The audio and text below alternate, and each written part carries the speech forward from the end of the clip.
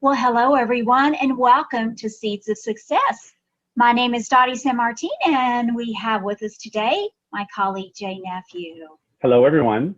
So I'm going to start off today, Jay, asking a question. What message does your website tell customers? What message are you giving off? That's a great question, Dottie. This is a question that everybody should be prepared to answer and should always have a vision for, no matter what time of year it is, no matter what the business climate is like. That's a very important position that your company takes when they put a website out there. And knowing what message you're telling and what message you're putting across, I think is the right thing to define before you even start designing that website. Right. And you know, Jay, for many centers, the website is their first exposure to a customer. So you want to make sure that the message that it's giving off is what you're all about. It wants to be aligned with the brand that you have and the image that you have within the community. And you want to take a look at it through the customer's eyes. Yeah, right? That's the most important thing. Irregardless of the coolness or design of the thing, you have to say to yourself, what is my customer seeing when they go to my website? And maybe this is another way to start. What story am I going to tell my audience? If my story is part of my brand, meaning, for example, I've got a facility that my family's owned for 30 years and we've, revamped it. That's a story. That's a brand story. That's a marketing path. And that should be exposed on your website. So if that is your story, what story are you telling with that? That's a good point. Yes, and the other thing that you need to ask yourself is, what is a customer coming here to look for? You need to understand, why would they be searching? Why are they going to my website? What information is it that they are looking for? And make sure that you are providing that information. So definitely to make sure that you have that pertinent information readily available. The pertinent information, the hours, the phone number, the location, all those kinds of things. Yeah. Absolutely. Obviously, all of the things that you're offering, any kind of attractions that you have. If you're just bowling and food, then, focus on your good food, focus on your bowling. But maybe you've got, a third or fourth or fifth attraction. Maybe you have, mini golf or bumper cars or a climbing wall or whatever. There are, and don't limit yourself on what your other attractions may be just because you have a small game room. Make sure you feature that game room and say, we have, alternative entertainment options here. Right. And you can be very creative. There's a lot of different things that you can include on your website, be it honor scores, or maybe you want to have the weekly league bowling scores, or maybe you want to do a little showcase and put pictures of your employees so people can connect to the face. When they come in, they can see, oh, well, yeah, that's Jay. I remember seeing him on the website. Right. So those are all things that you can consider when you're doing that. But, one of my absolute pet peeves when I go to a website, and you and I, we evaluate websites day in and day out with our role here at Cubica AMF. But one of the things that's really disappointing is when you go into a center website and the information is outdated, or the links are broken. You go to click on something and you're all excited about it, and you get that error that it's a broken link.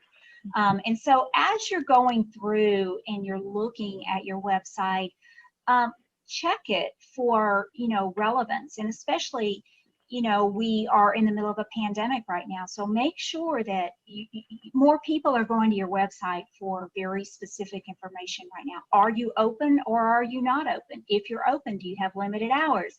What are your protocols? So those are things that right now you almost need to look at that on a daily basis, because our situation is so fluid. So those are some things that also, as you're going through and looking at your website, to make sure that you're aware of. So you've touched on one of my three big mistakes, I like to say, for when people, these are the three most common things that people don't do well with their website. One, like you said, is missing or bad information and bad links, right?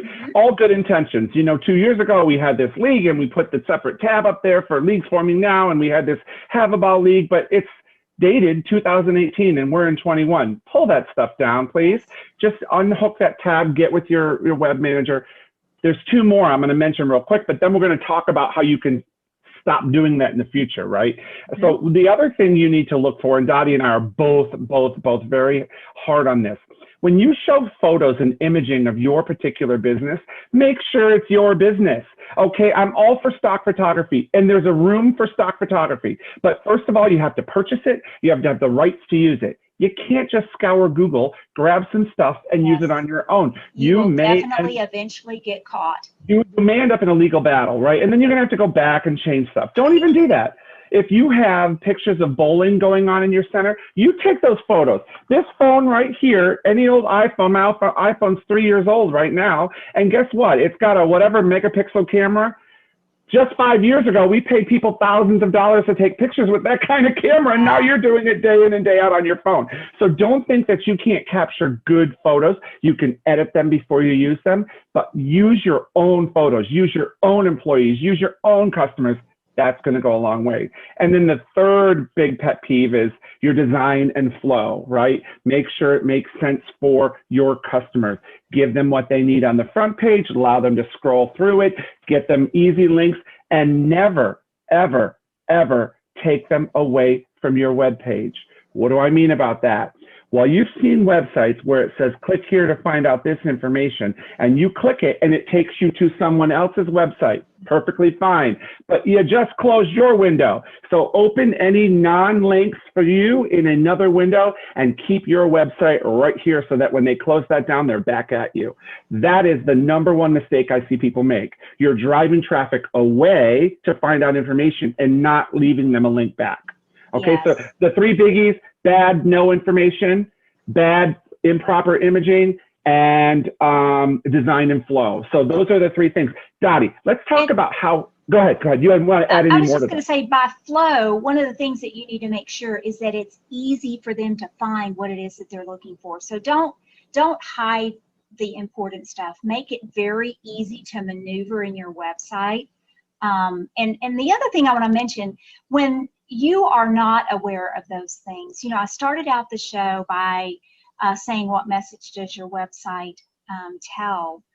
And when you have broken links and you have pixelated images, or you have images that has a watermark across it because you got it off of Google, the message that sends is, it doesn't not professional, haphazard. And so that's what, you know, those things are noted. Those are noted by the customer. So, you know, the other thing that people are really looking at when it comes to a website now is, am I able to conduct business with this center via their website? So can I make reservations here?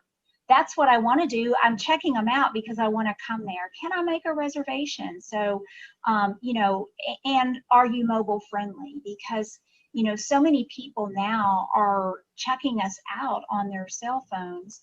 So, you know, to be a mobile friendly site is also something that's very attractive to a lot of people. And any good provider that you work with to make your website, or even if you do it on your own, you're going to have different views that you can check out after you're done. This is the desktop version. This is the mobile version. Make sure that if you're using a website provider or helper, make sure they understand that, and pick someone who has that specialty. But let's go back for 1 second and say, well, we told you all the things you should look out for, but how can you avoid all this altogether?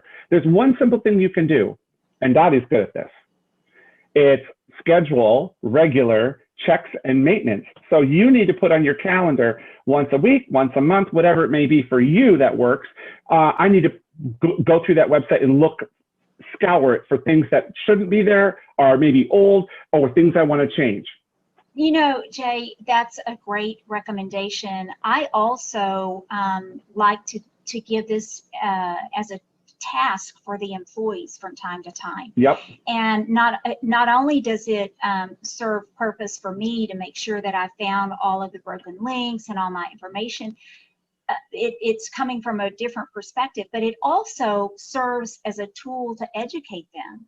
Right. You know, so if they're going through and they see all these programs and stuff that we have, and they're reading and making sure there are no typos and broken links and so on and so forth, it's going to They're stick in also your mind a absorbing that little better. information. So Yeah.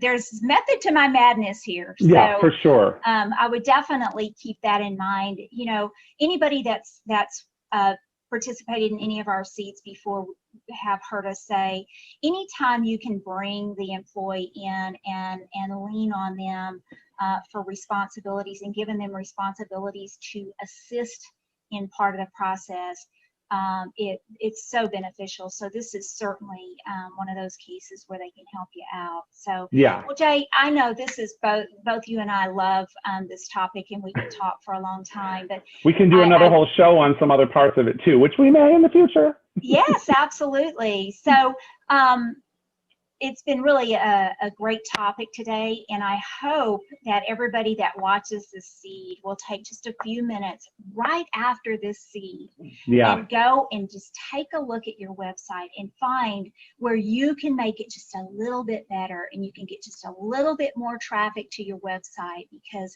if they come and they like it, if they see it and they like it, they're going to come.